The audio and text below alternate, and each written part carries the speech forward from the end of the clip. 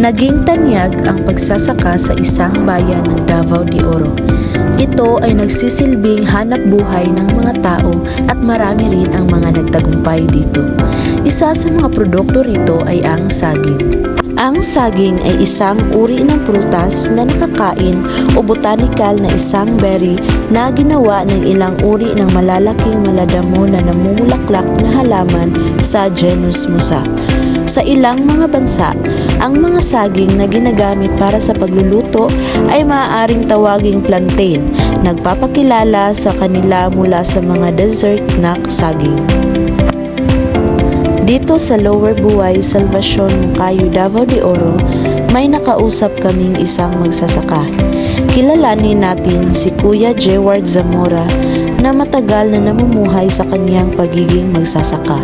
Tinanong namin si Kuya Jeward kung ano ang mga estratehiya kung paano maging isang matagumpay na magsasaka. Pero kadalasan yun sa akin ang ginagawa pag wala ni mga produktuhan. Sunis, Marang po. marang, o masarap marang. So wala pa na siya sa akin. Tinanong din namin kung ano ang mga kadalasang problema na naranasan sa pagiging magsasaka at kung paano niya ito nasusolusyonan. Panama. O katong pagpanam. Wala to ginisprihan sa bubuan kay kami kuya ko sumuliwan na to. Mula siya pasagdaan niya. Aw pamutlo na mo siya niya mo sulubon. Sulubon na mo. Ya. Mans pila pa ka mans bago balikan na puno tanong. Kay utubo na mo to sa iyahang kuan sa milya. Ya dito na puno mo siya obserbaran og naa pa ba to sa kita.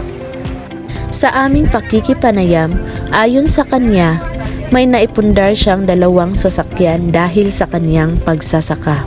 At ginagamit niya ito sa pagdi-deliver ng mga saging sa iba't ibang palengke o sa iba't ibang lugar. Kung pahahalagahan lamang natin ang ating likas na yaman at pagsisikapang paunlarin pa ang ating mga kaalaman sa agrikultura, ang ating bansa ay magiging isang maunlad na bansa. Idagdag pa natin kung tayo ay magtutulungan sa ating mga gawain.